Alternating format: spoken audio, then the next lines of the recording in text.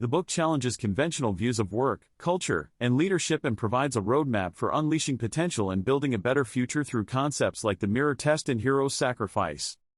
It is an exhilarating exploration of genuine collaboration where every voice and idea matters. It will transform how you think about teams and then help you become a better leader. The leadership described in the book is about inspiring hearts, unleashing human magic, and building purposeful organizations together. It offers a path to overcoming feelings of isolation and being stuck by embracing brave collaboration, deep empathy, and harnessing the power of co-creation. The strategies provided are clear and effective for managing complex personal and professional stories. The principles of co-creation will become guideposts for the next generation of leaders and cultures. It shows the path to leadership through responsibility, sacrifice, harmony, and freedom of expression. The book will change how you see the world and is required reading for leaders wanting to shape the future in a creative, collaborative way. It is insightful, inspiring, and groundbreaking, and will become the leadership guidebook for our time. The introduction sets up the story of how AirPods became a $24 billion business for Apple through focusing on culture and co-creation. At an Apple event, Tim Cook handed off the spotlight to an engineer named Marianne to talk about the new AirPods Pro, rather than a marketing executive. This showed how Apple's culture had transformed to working different together. The author, Chris, was hired by Apple to help transform their culture as 70% of employees had been there less than 5 years. This started small but grew organically with brave leaders and principles of co-creation. Co-creation at Apple meant including diverse voices from across teams to collectively innovate new products like AirPods through overcoming obstacles together. This led to surprising success. The introduction sets up the book's focus on how co-creation can supercharge organizational culture and innovation when people work bravely together. The passage discusses the shift away from a culture of individualistic self-made success towards one of collaborative, shared success. It recounts Chris's past journey chasing personal achievements and solo dreams, but realizing he felt empty. He started a nonprofit focused on mentorship and collaboration. Chris joined Disney and Apple, helping transform their cultures to be more collaborative through ideas like Pixar's brain trust model. He met Ian and they discovered the power of co-creation through developing a shared story/world together over many hours of creative work. This validated for them the potential of transcending solo work and shaping the future through being brave together in co-creation. They now advocate for a framework led Brave together to help leaders embrace co-creative ways of working that bring out the best in people's minds, hearts and spirits through principles of shared flow and collaboration. So in summary, it discusses moving from an individualistic mindset of success to one centered on being brave together through collaborative, co-creative work that leverages everyone's full potential. The passage discusses being stuck in the status quo due to fear, and the importance of feeding one's creative identity. It tells a personal story about developing an animated TV series concept called Spaceland with a creative partner. They created a full pitch deck and episode outlines, but when it came time to present, the partner backed out due to his own fears about studio control. This was devastating at the time but taught valuable lessons, that co-creation is difficult but makes work stronger, and one must find partners who share their vision. While the timing wasn't right, the author believes Spaceland could still come to life in the future on their own terms. The experience helped unleash his creative spirit and resolve to keep pursuing collaborative projects. The passage discusses facing fears and being brave, both alone and together. It argues that while being brave alone can achieve success and progress, it is not enough in the long run and has limitations. Braving challenges alone can lead to feelings of pressure, loneliness and emptiness over time. The key types of fear discussed are fear from others intended to control, self-inflicted fears like failure or inadequacy, and fears related to growth like uncertainty or change. Being brave is about overcoming fears by taking action and confronting challenges. While being brave alone makes one a force of nature, it can also create dilemmas, isolation and burnout. True success and longevity comes from being brave together, building teams, co-creating with others, focusing outward on each other rather than just individual performance. Doing great work together in a sustainable way. The passage advocates for bravery that brings people together rather than separates or isolates individuals over the long run. The passage talks about how leaders, teams, and companies can fail from within due to a lack of connection and shared purpose among members. It then shares the story of Mohammed Anwar, the CEO of Softway, whose company was on the verge of bankruptcy after many years of success. He had a moment of reflection and realized he needed to change his leadership style from a tough, performance-driven approach to one based on building relationships and a culture of love and trust. He used something called the mirror test to gain self-awareness. This involved reflecting on his past failures and future hopes, as well as his present behaviors and routines, to identify areas for improvement. Anwar was able to transform himself and his company's culture by taking responsibility, gaining forgiveness, empowering employees, and focusing on their experiences rather than just metrics. The passage advises that the key to overcoming feeling stuck is to do the mirror test regularly, take action on small changes, learn from reflection, and help empower others. By connecting genuinely with people, focusing on experiences and creativity over control, and embracing empathy, leaders can disrupt cultures of mind control and stagnation to instead foster growth and purpose-driven work.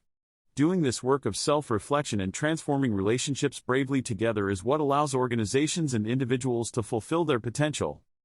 Melanie Duffy wanted to build a platform to allow non-designers to create their brand on social media, but lacked resources and faced competition. When pitching her idea in Perth, Australia, she was rejected. Bill Tai was an investor who enjoyed kiteboarding in Australia. He started My Tai Global with pro kiteboarder Susie Mai to host informal retreats for entrepreneurs and investors. At a My Tai Global retreat on Necker Island, Melanie pitched Canva, her yearbook builder platform. It wasn't convincing, but she kept attending for years. Bill saw Melanie's perseverance and connected her with the right people. Canva was reimagined as a design platform for anyone. It has since become a multi-billion-dollar company. The story shows how breaking from traditional investing systems and forging human connections through shared experiences like kiteboarding helped lead to Melanie's success in launching Canva. Persistence and finding the right partners were also keys. The future of work points toward an era of creative work driven by relationships and collaboration rather than hierarchies and top-down management. Creativity and problem-solving through connecting diverse perspectives will be in higher demand as AI faces limitations. Work culture will shift from organization charts to intentionally focusing on building a collaborative culture through work-life blend, horizontal collaboration, co-creation leveraging new technologies, and aligning work with individuals' passions and purpose.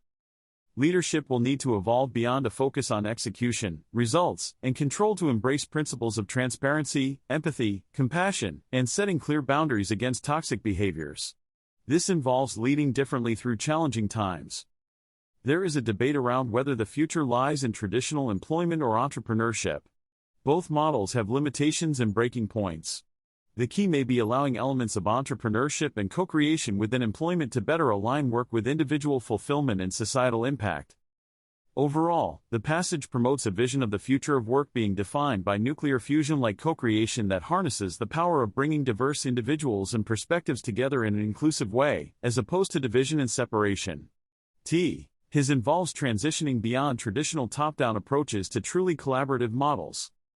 Social media platforms like Instagram have created a fear of missing out, as people constantly try to gain followers and likes for validation. However, this constant push for attention can feel empty. At the core of many workplace problems is a lack of guiding principles. The meta principles in Brave Together aim to help people be effective change-makers by returning to these principles. There is an ongoing debate about the traditional employee-employer model versus entrepreneurship. Both options have benefits but also flaws. A new co-creator mindset is proposed that takes the best of both worlds and moves beyond the either-or way of thinking. It focuses on cooperation and teamwork rather than individualism. High-performing purple zones like Pixar and Nike are studied for how they fostered co-creation through humility, diverse voices, and a shared mission rather than individual recognition. Co-creation is said to unlock greater joy, reduce loneliness, improve leadership, drive business growth, and shift products to better serve customers through more inclusion and cooperation. The real story of Top Gun is discussed, where teams prioritized horizontal leadership over individual skills, focusing on humility and cooperation rather than ego, to great success in achieving their mission. Top Gun is the U.S. Navy's advanced tactical training program for pilots. It emphasizes teamwork, collaboration, and sharing knowledge rather than competition or individual accolades. Their motto is excellence without arrogance.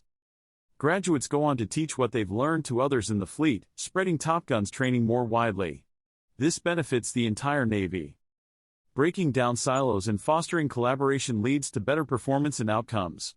Studies show the highest performing organizations intentionally bust silos and drive cross-functional teamwork. Meetings are often ineffective because they are one-sided info dumps rather than collaborative discussions. Leaders should reimagine meetings to build connections, inspire creativity, and allow people to co-create together through open conversations focused on shared experiences and visioning the future.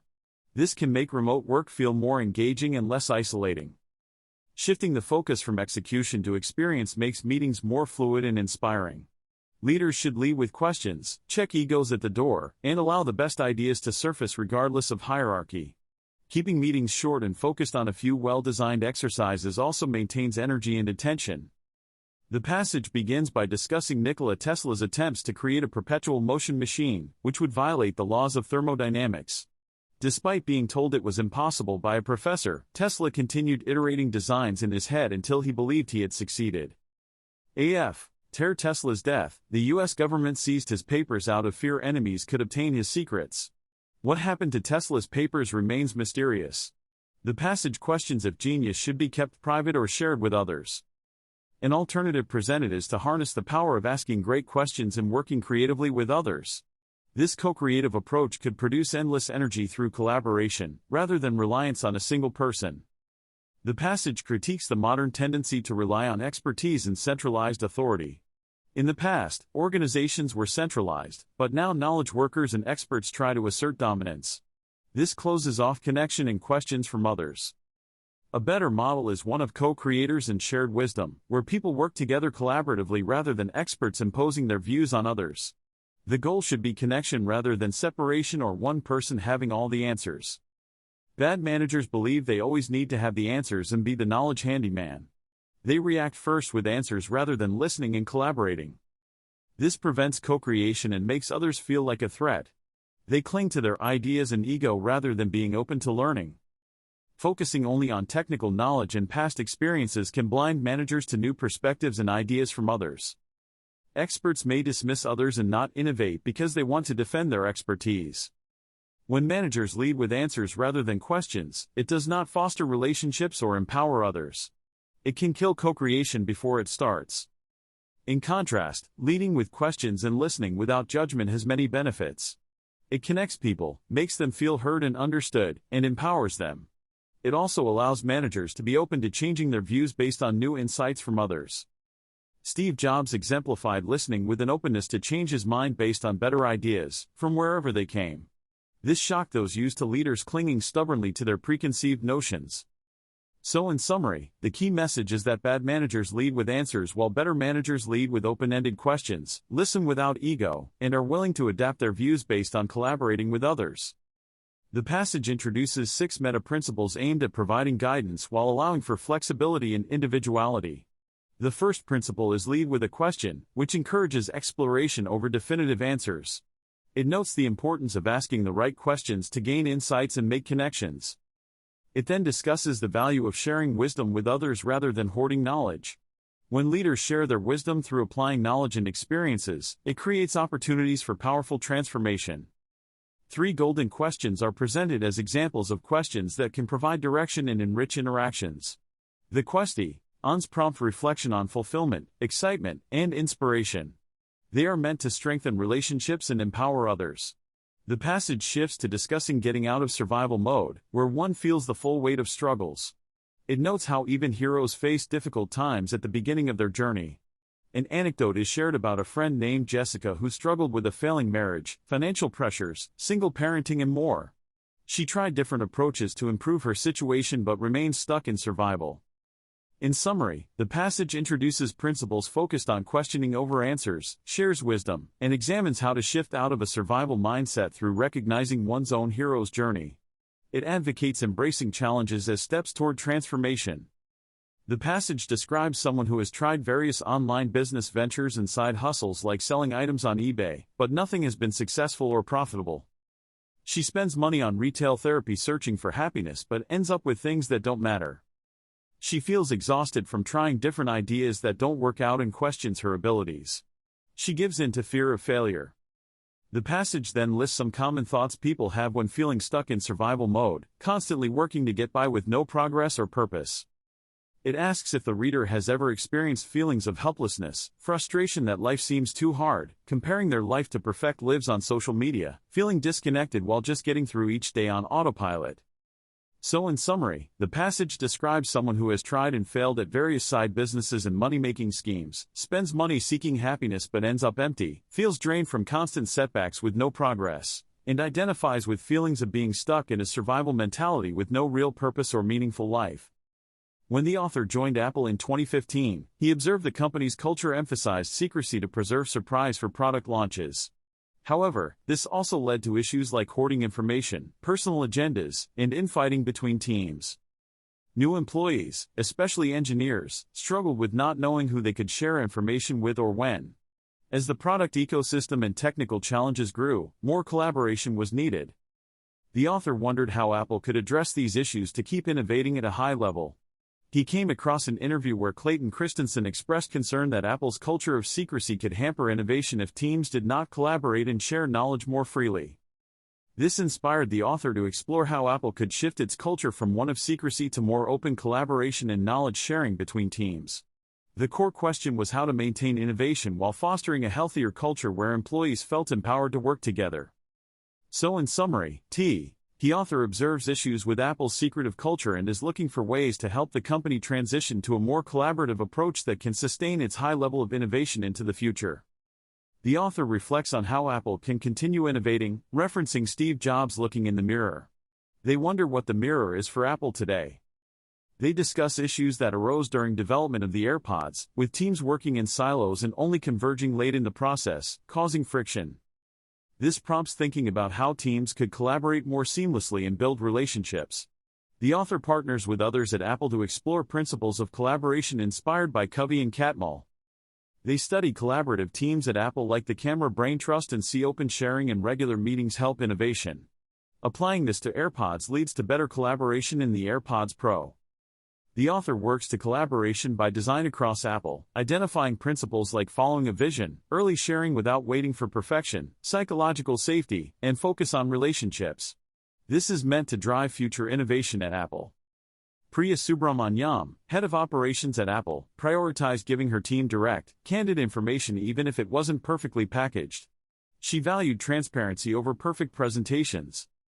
The most innovative Apple teams set frequent cross-functional conversations to share insights, support each other, and give necessary context to advance their work. Sharing ideas leads to better outcomes than guarding ideas. An idea program brought cross-functional teams together for rapid prototyping and ideation, strengthening relationships and ideas across Apple. Apple Retail focused on serving customers authentically rather than selling, empowering employees and shaping the store's experience based on community feedback. Collaboration across teams solved seemingly impossible technical challenges in developing new iPhones. Teams prioritized solving problems over blame. Brain trust meetings across functions helped share knowledge and shape camera technology developments. Building trust takes time but is vital for effective collaboration. Teams found the best solutions by blending perspectives inside trusted circles of sharing and challenging each other constructively. Global teams learn to take smart risks by establishing frameworks to share appropriately while protecting secrecy and navigating cultural differences. The most effective teams acted as aligned units, empowering each other to take risks that advance their work in breakthrough ways.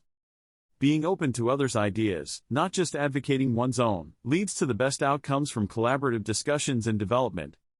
The summary describes how teams can turn pain into power by focusing on co-creation. It shares the example of Clint Schaff, who led the LA Times Studios team, to innovatively turn their failing business model into a profitable podcast business, generating over $10 million. It then discusses how our brains are wired to perceive most of our daily experiences negatively and focus on losses. This constant exposure to negativity through media and discourse fuels sadness and anger.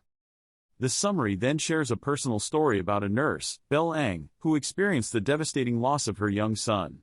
At her lowest point, her manager connected with her and shared the concept of turning pain into power. This simple principle gave her hope and inspiration to overcome her grief and anger, and regain purpose in her life and work. The key message is that by focusing on gains through co-creation with others, teams can break free from only seeing losses and pain, and instead unlock their shared passion to create positive change even in difficult times. Co-creation provides the strength and momentum to turn pain into power. The passage describes how pain and loss can be turned into power and positive change through choosing to see gains instead of focusing on losses. It discusses reframing one's mindset to focus on gratitude for what is good in life rather than dwelling on past hurts. It then talks about the importance of being coachable to grow from experiences. Michael Jordan's view of his own best skill being his coachability is cited as an example. Next, it discusses passion as a state of mind connected to feeling energized and excited by activities, rather than something that is found. Passions can change over time as a person changes. It tells the story of Edmond Dantes from the Count of Monte Cristo, who seeks revenge after being wrongly imprisoned. However, after achieving revenge, he feels empty. In a sequel story, Edmond realizes revenge has not given him purpose and dedicates himself to helping others through empowerment and positive change instead of vengeance. Overall, the passage promotes the idea that turning pain into a drive to uplift others through compassion and empowerment, rather than seeking revenge, can lead to purpose and positive change in both oneself and the world. Being coachable and focusing on gratitude and gains are presented as ways to adopt this mindset. The passage encourages adopting a mindset of creating gains rather than focusing on losses. Some key ideas discussed include framing challenges as opportunities to learn and grow, and having a full benefit mindset that sees the positives in difficult situations. Pursuing happiness in the present moment rather than waiting for external factors like a promotion or new job. Choosing joy on the current journey. Opening your heart, nurturing gratitude, clearing stressors from your life, and focusing on connecting with others to amplify your impact. Letting go of past grudges and anger, and forgiving others in order to gain peace of mind and quality relationships. Creating gains with the people you care about. Moving on from toxic people or situations that hold you back from your goals.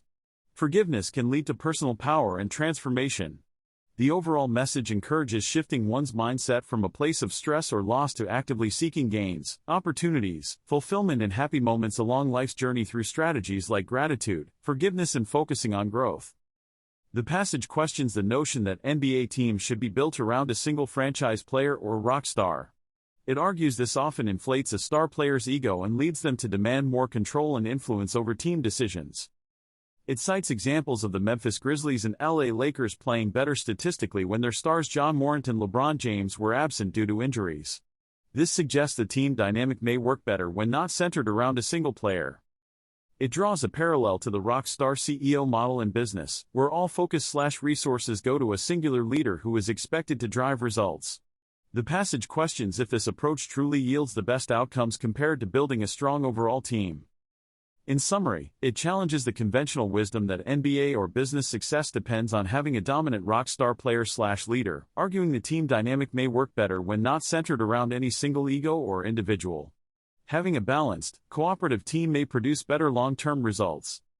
The passage discusses how companies and individuals often mistakenly put too much pressure and focus on a single person to act as the rock star and save/lead the organization. This is known as the rock star curse. It provides an anecdote about a high school basketball coach who sacrificed their star player who was disruptive to team culture. This showed how removing toxic individuals and focusing on team culture can lead to better outcomes. It argues we should prioritize teams over individuals when assessing success and greatness. The question shouldn't be who is the greatest of all time, but who is the greatest team of all time.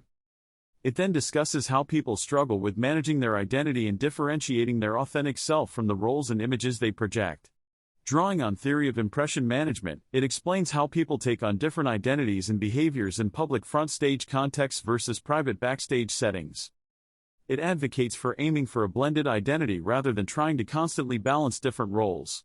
This involves prioritizing one's core values and principles rather than trying to be everything to everyone. It provides advice on understanding one's identity clearly through self-reflection using concepts like the mirror test and being willing to sacrifice superficial concerns to progress towards one's goals and true self. In summary, the passage critiques an over-reliance on singular leaders and argues for the importance of team culture and understanding one's authentic identity beyond projected roles and images. It suggests some strategies like self-reflection to gain clearer identity. The passage describes a brave core proclamation that was written to inspire moving beyond ego. It acknowledges that ego can divide people and prioritize the wrong things, like status, competition, and self-image. The proclamation declares the end of the relationship with ego. It reflects on how ego has caused shallowness, guardedness, anxiety, and distraction from priorities. Ego also blamed others and made people judges of each other on social media. Going forward, the proclamation commits to trading image for identity, being brave at the core, and moving forward together with others rather than prioritizing self.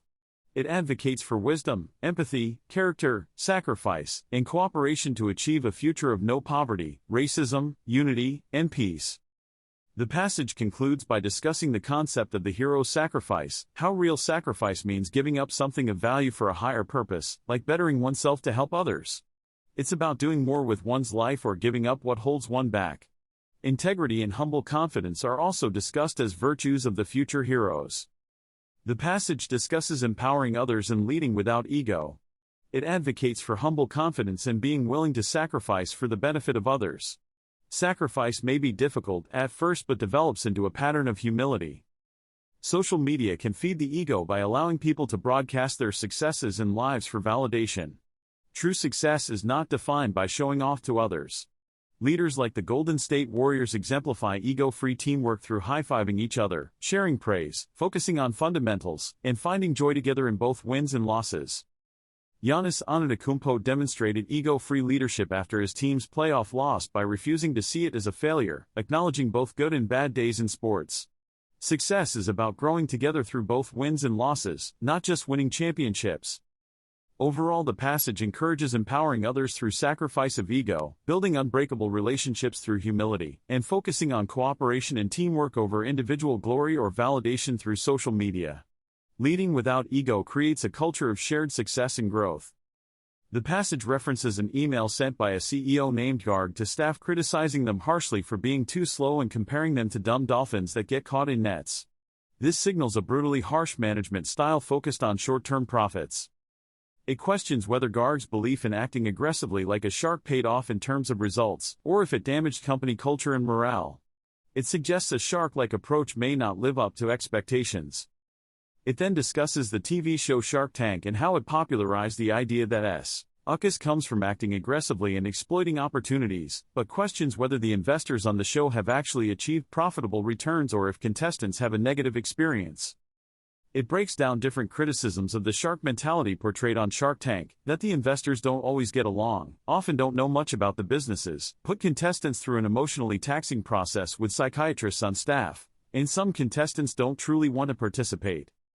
Overall, it questions the validity of pursuing a ruthless shark mentality in business and suggests this approach may be more about propagating an image than achieving real success and healthy relationships. A different approach is needed. Some leaders at Apple after Jobs' death tried to emulate his earlier rough style, wrongly believing that's what led to Apple's success. They acted in arrogant, demanding and even abusive ways toward their teams. However, Jobs went through personal growth and became a more empathetic leader over time.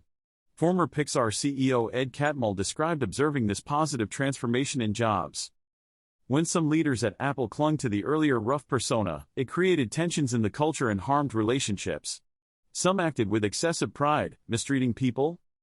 The author witnessed certain leaders being obsessed with themselves, dressing people down, berating teams for bad news and even stabbing boxes in anger during meetings. They justified such behavior by claiming it's what Steve would do, not realizing Jobs evolved. The rough early Jobs had been fired from Apple. Other leaders at Apple successfully coupled expertise with compassion, caring deeply about products, processes and people. They built culture through co-creation rather than fear and humiliation. The core tension was between leadership styles fundamentally opposed to what Apple and Jobs later stood for, inclusion and empathy rather than abuse and arrogance. This posed risks to Apple's culture if not addressed. The passage discusses the culture at Apple and the need to move away from a rough Steve culture that had emerged, characterized by ego and hubris. This was threatening Apple's future.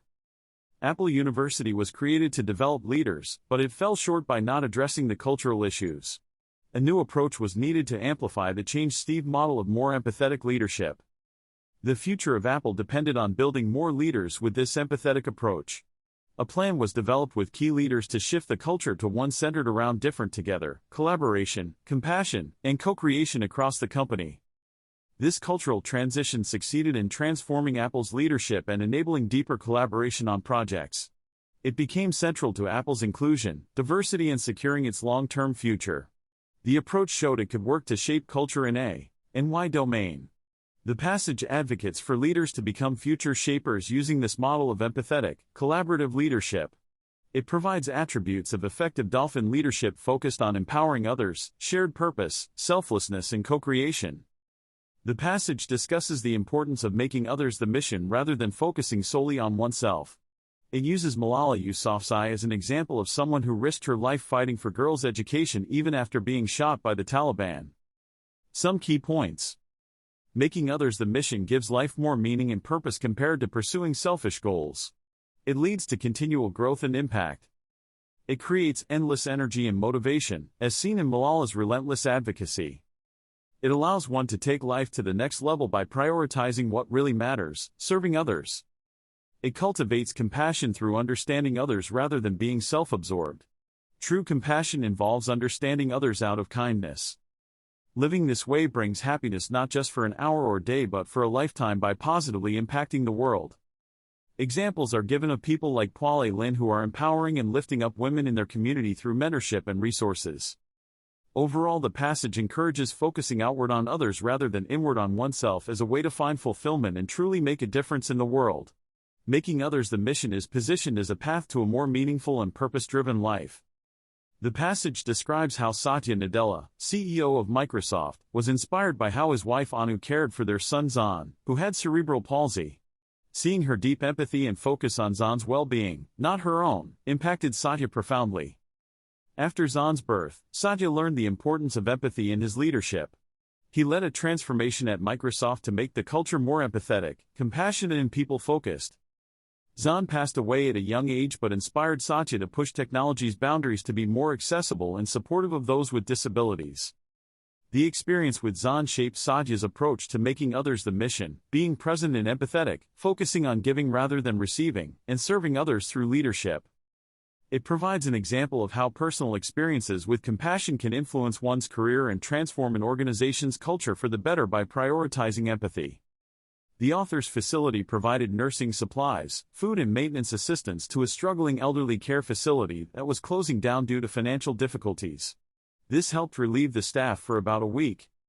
2 weeks later, the Department of Public Health asked for help transferring the remaining 2 patients since other facilities had declined them due to insurance issues. At the facility, the author found one remaining elderly patient, a woman in her 70s with no family, pacing anxiously in her room.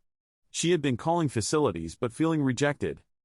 The author comforted the woman, telling her not to worry and that they had found a new home for her. They brought her back to their own facility where she was warmly greeted by staff and residents. She felt cared for at the new facility. So in summary, the author's facility provided humanitarian assistance to an overburdened elderly care center closing down, and ultimately took in one of the remaining vulnerable patients who had no other options, giving her a sense of community. The passage discusses the transitions from Tier 1 to Tier 2 to Tier 3 mindsets and cultures. Tier 1 is focused on the systemic, industrial past. Tier 2 emphasizes individualism and independence in the present. Tier 3, or co-creative culture, is focused on interdependence and shaping a better future together. It transforms relationships from transactional to transformational. Default cultures that were not intentionally shaped often lead to issues like burnout and the Great Resignation. Leaders must get intentional about culture and prioritize people, experiences, and purpose over profits alone. Co-creative culture shifts the focus from self to being selfless and serving others. Leaders must be brave together with employees to truly transform culture through grassroots collaboration, not just superficial perks. An existential moment calls for meaningful changes beyond the status quo. So in summary, it discusses the transition to a co-creative, Tier 3 culture as the solution to current workplace problems, with a focus on intentional shaping, interdependence, service, collaboration and bravery between leaders and employees. The passage discusses how some leaders focus too much on individual hero behaviors and keeping employees, rather than prioritizing employee well-being and treating them well. It argues leaders should ask how employees want to feel, be treated, and be inspired. It uses Pixar as a positive example, noting how their brain trust model of collaboration, ego-free idea sharing, and building on each other's ideas has spread to companies like Marvel, Star Wars, and Disney Productions. This leads to better creative work and more satisfied employees and fans. The passage advocates for more collaborative, co-creative leadership and culture building. It argues this unlocks greater potential and abundance than competitive individualism. A real-world leader, Ronell Hugh, is featured for his approach of deep relationships, challenging status quo respectfully, encouraging original voices, and focusing on people over titles or politics. This inspires loyalty and breakthrough innovation from his teams. The passage talks about the future of credibility and influence being defined by character and principles rather than what people say. It uses Tim Cook standing up for privacy at Apple as an example of strong leadership and credibility. Some key points. Character matters more than words. Tim Cook risked personal cost by refusing FBI demands for an iPhone backdoor, sticking to his principles of privacy. Credibility comes from how people experience your character, not what you say. Leaders need to stand up for principles even when alone. The future will be shaped by those who embody integrity, respect and compassion through their actions, not just words. Co-creative work is about sharing a positive vision and building partnerships through trust and mutual benefit, not ego or status. Disagreement should elevate all parties. Real influence comes from consistent principles even in hard times, building others up with nothing to gain, and confronting truths respectfully. So in summary, it advocates for a principles-based approach to credibility and leadership focused on character over rhetoric through co-creative partnerships. The quote talks about how creativity is essential to our nature as human beings. While structure and rules provide predictability, they can also box us in and limit our creative spirit. People are rejecting rigid companies, leaders, and cultures that diminish creativity. Creativity, not just knowledge, is what shapes the future. It comes from dreams and envisioning what's possible, not just studying data. As automation increasingly replaces routine jobs, creativity will be the last human domain that remains. This is good news, as creativity is what humans truly want to do. The quote argues that leaders of the future must embrace creativity. People see creative autonomy and need support to take risks and make mistakes as they progress. Imagination, not just rules, creates the future.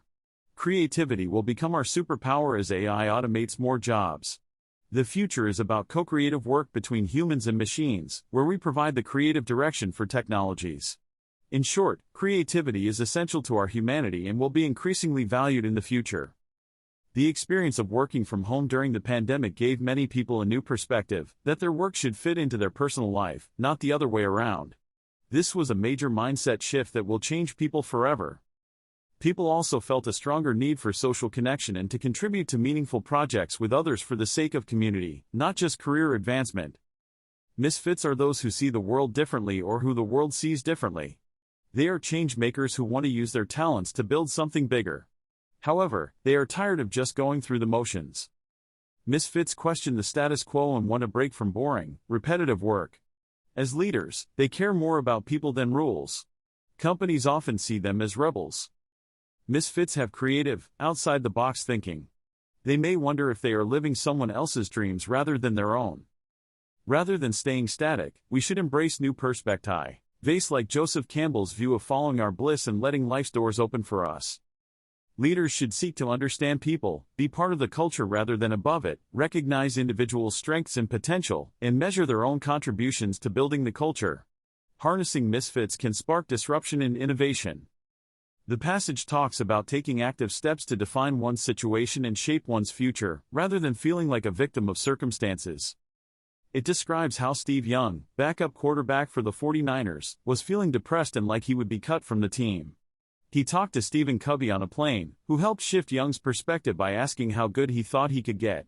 This question inspired Young to take action. He started working harder to improve his skills. He changed his mindset from seeing himself as a victim to seeing himself as having a platform to become the best. The next year, Young became the MVP Super Bowl quarterback. The passage advocates taking ownership of one's mindset and actions rather than reacting passively to situations.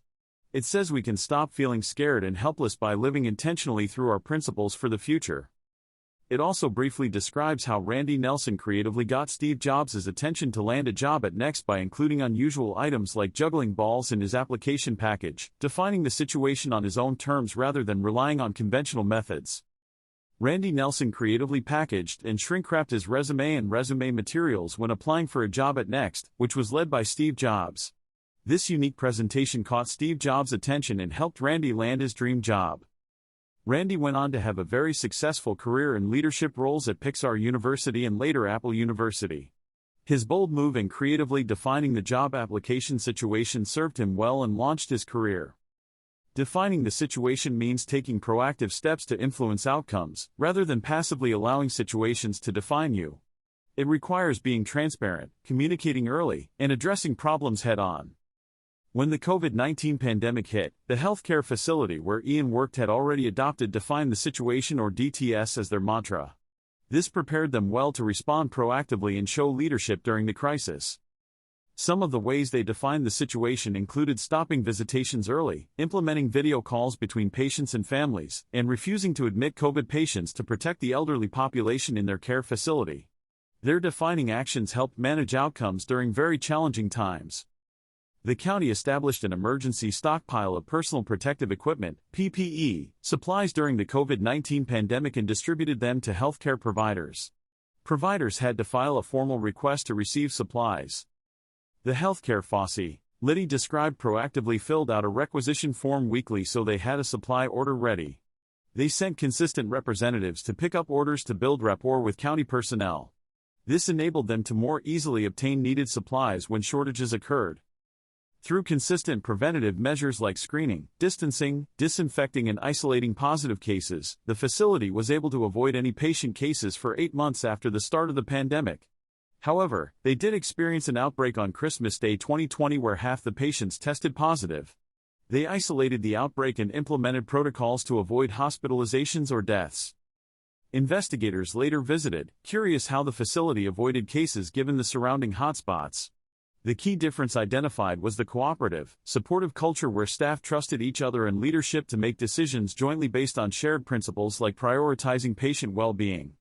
Their unity and problem-solving approach helped navigate the pandemic successfully.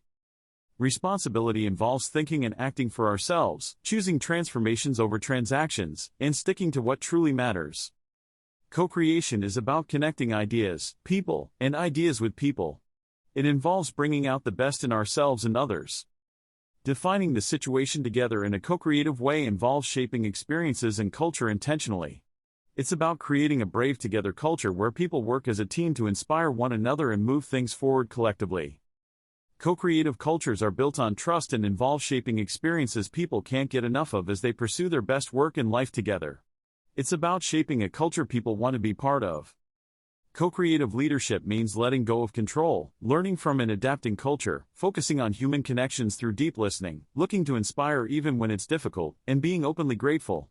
The goal is influencing culture positively through interconnectedness and partnership. Creating context involves focusing on depth and quality over quantity when creating things with others. It's about pouring your own perspective and inspiring others through your work. The best stories carry deep meaning and help transform people by showing the power of sacrifice and an earned life. Stories should stir people at a subconscious level by addressing human experiences. To shape an inspiring work-life story, explore great books/movies and life experiences to stay inspired and inspiring. Build purpose together with others through sharing stories. Build an inspiring character by showing what you believe through how you lead. Be open to feedback and coach yourself/others to higher levels. Help others, not just promote yourself. See the amazing stories in your own life and teams' lives. Improve scenes/characters and grow closer through co-creation. Sacrifice time for others, be fully present to support them. Discover what others love and make it important to you too. Lead in selfless ways by encouraging rest/family time. Shape purpose together through brave conversations about life. The key is focusing on depth over quantity when creating with others through stories. Truly understanding others' perspectives to build purpose together in an inspiring way. Here is a summary of the key points from Figure 14.2 in the passage. It discusses creating context through having an aim, being selective with what you consume, being experiential by seeking diverse perspectives and new experiences, and reflecting on how information applies to your life. Having an aim involves defining your aspirations, inspirations, and motivations. This provides clarity on who you want to be and your target. Being selective means filtering what content you consume to prioritize high-quality material that helps you grow, and taking breaks from information. Being experiential suggests seeking perspectives from diverse people and openness to new experiences, which can expand your understanding and purpose. Reflecting on information helps identify how it can improve your decisions, relationships, and goals, and see your role as a consumer, content creator, or context creator in experiences. The overall message is about intentionally improving your inputs through having direction, curating what you intake, and gaining new perspectives through diverse experiences and reflection. This helps create meaningful context in your life and leadership. The leaders describe their approach as letting the ecosystem grow organically by working together, which would allow it to reach everyone it needs to on its own through the natural connections between different parts. Tim Cook invited Elon Musk to Apple's headquarters for a walk and conversation after Musk had publicly criticized Apple. This helped resolve the misunderstanding and diffuse tensions, showing how connecting in person can shape outcomes positively. Creating context involves clearly communicating intentions to build better connections between people and understanding different viewpoints. It's about co-creative leadership and shaping the future together. Giving ideas shape involves challenging assumptions, building on the best ideas, focusing on what energizes people, having open conversations, avoiding ego, and being patient with the messy process of co-creation. Harnessing the power of a shared story can inspire people and achieve culture change by designing the story together and letting it blend with other stories over time. Investing in a shared purpose and voice for the team. The Magic Point approach at Disney brought together old and new ideas to converge into the best future solutions, like the My Magic Plus wristband that enhanced the guest experience through seamless planning and interaction.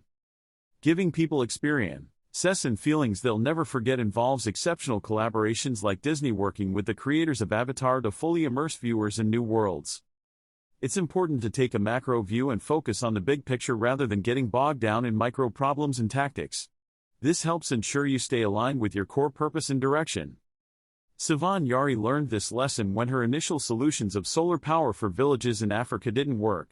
She had to step back, observe more deeply, and find the true root cause of issues like lack of clean water and hunger. Her updated solution of using solar power to drill wells had a transformative impact. Many stick with original plans instead of adjusting when needed. Taking an agile, co-creative approach and building the best direction with others unlocks the ability to follow true north. A macro view grounds you in core themes that have deep meaning and inspire long-term. It's about becoming the type of leader and treating others in a way that serves your future vision. Habits are good for optimization but can embolden ego if taken too far. The macro view shifts the focus from tactics and to-do lists to higher-level themes of who you want to become and direction you want to head in. The passage discusses the difference between being motivated by emotions versus living an inspired life guided by principles. It focuses on 4 co-creative patterns that can help people shape the future together. 1. The mirror test, responsibility pattern, gaining clarity on one's real versus ideal self to access new possibilities and take responsibility as a creator. 2. Hero sacrifice, humility pattern, choosing humility over learning it through consequences, which allows transformation from one's rough self to change future self. 3. Become the future, transformation pattern, embodying one's principles and mission in daily life to inspire change in others. 4. Everlasting themes, focusing on themes rather than short-term goals to guide self-improvement in connection to deeper purpose over time. Themes can influence long-term patterns and provide constant inspiration. It encourages defining personal themes or mantras focused on inspiration, practical guidance, and making a positive difference. Some examples of themes used by influential figures are provided.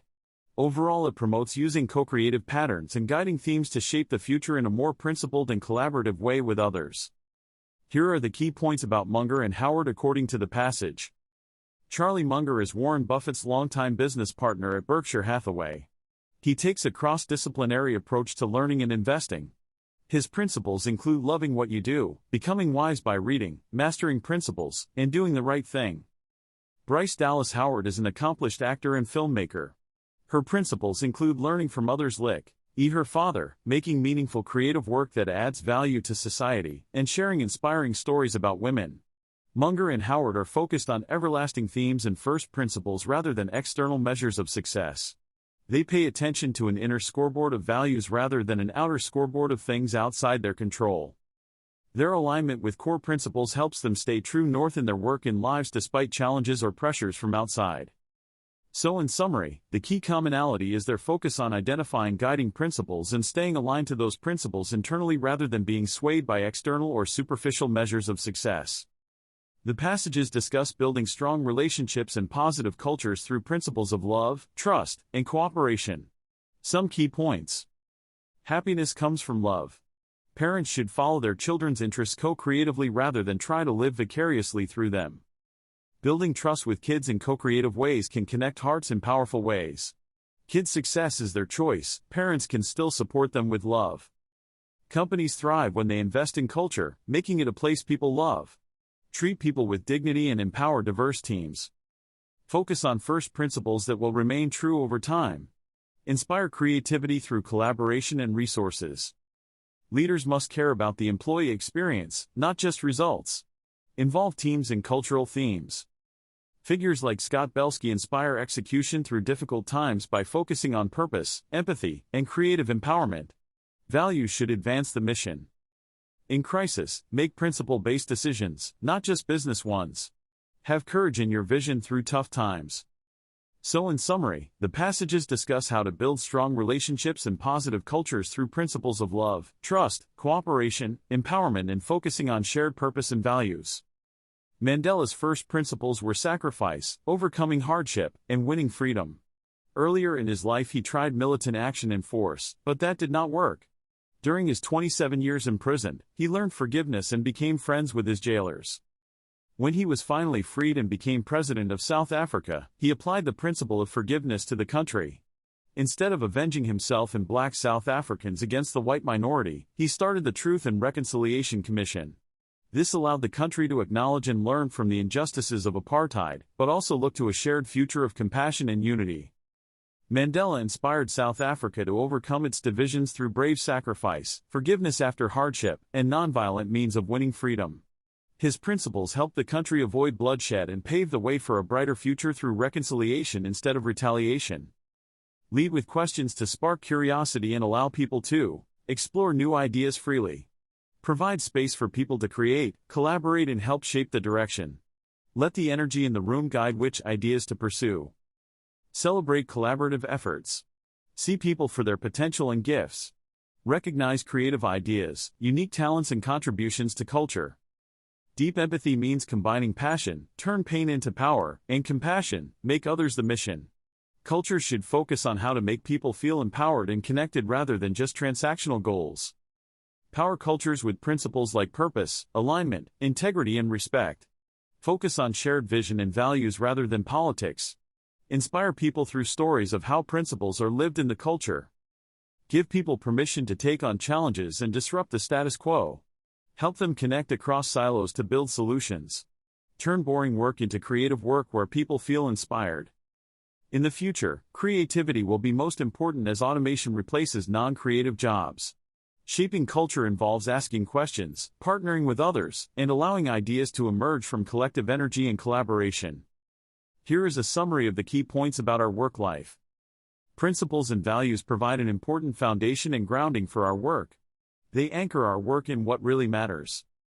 It is important to create workspaces and environments where people feel safe to be open, share ideas, take risks, and collaborate, referred to as brave spaces. This encourages creativity, sharing, empowerment, and co-creation. Connecting with others through sharing principles, visions, feedback, and ideas in an honest yet respectful way leads to greater alignment and synergies, referred to as building with triangles. Leaders play a role in setting the tone and culture through living principles, inspiring others, fostering growth, and empowering employees. But culture is shaped collectively through shared beliefs, passions, artifacts, and experiences. Companies are now judged based more on how their employees experience the culture and what customers hear from each other, rather than just marketing messages. An empowering culture where people feel connected to a greater purpose is important.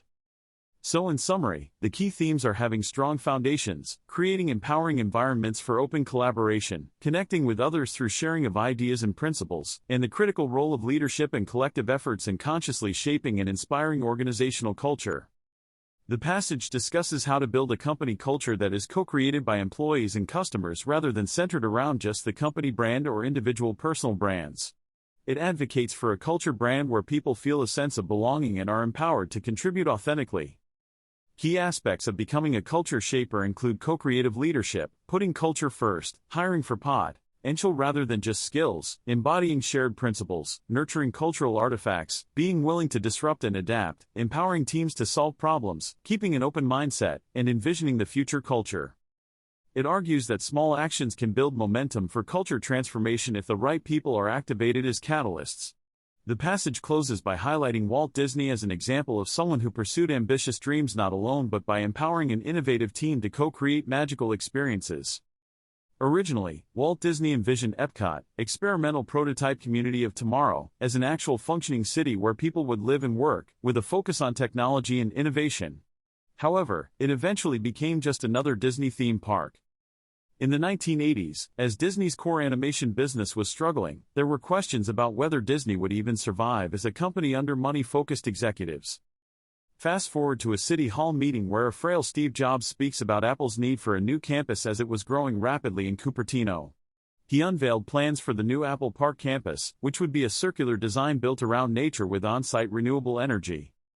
Jobs said Apple Park would inspire innovation and be a place for teams of misfits to continue changing the world. It was intended to carry on both Walt Disney's and Apple's own legacies of innovation and creative culture. Jobs unveiled this vision despite knowing he would not live to see the completion of Apple Park due to his failing health from pancreatic cancer. The campus was seen as Jobs' ultimate final Apple product and legacy. Here is a summary of the acknowledgments in the podcast. The podcast thanks Dave Arcade for his inspiring art and bending minds. It thanks Joel Peterson for infusing enthusiasm into their endeavors at an early stage. It thanks Ryan Woodward for inspiring them with the classic Marvel character-building lens and seeing possibilities. It acknowledges friends from Apple like Randy Nelson, J.D. Broniday, Mattia Pasqualini, Matthew Costello, Graham Townsend, Lynn Youngs, Priya Balasubramaniam, Jen Edwards, Stacy Smith, Lucky Luckeye, Donna Cerny, Caroline Wang, and Tim Cook for their insights, example, leadership, brain trust, embracing the future, challenging culture, co-creation, and steady leadership. It acknowledges friends from VMware like Lauren Schlangen-Kalofsky, Michaela McCollin, Betsy Sutter, and Victor Rojas for their partnership, dissatisfaction with status quo, openness, and mastery teaching.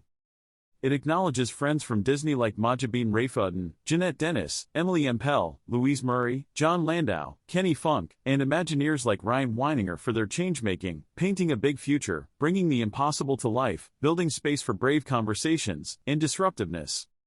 It acknowledges friends from Dell like Gideon Hyacinth, Heather Tucker, Mary Beth Mongillo, Alan Bowers, Lisa Graham, Aaron Nelson, and Michael Dell for their amazing start, pushing boundaries, joining the movement, enthusiasm, and openness to reinvention. It acknowledges the International Mentoring Network organization team including Jetmir Hissi for building breakthroughs.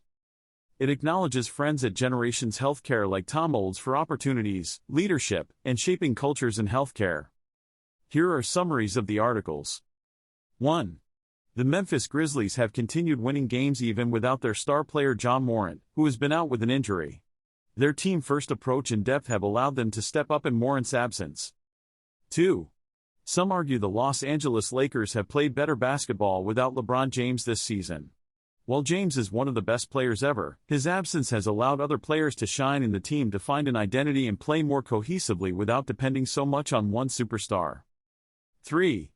NBA teams often continue winning at a high clip even when their superstar players are injured or absent. This is because of factors like strong team culture and chemistry, depth of roster, and other stars being able to step up when needed. It shows the value of overall team strength over reliance on any one player. 4. This video has Michael Jordan discussing his views on which team was the greatest of all time. However, I could not find a publicly available video with this title and text provided. 5. This book by Irving Goffman from 1959 discusses the various ways people present themselves and their identity in social situations and everyday life. 6. The article profiles Angela Arendts and her strategy and vision for transforming Apple's retail business. It discusses her views on the importance of experience and community in retail. 7.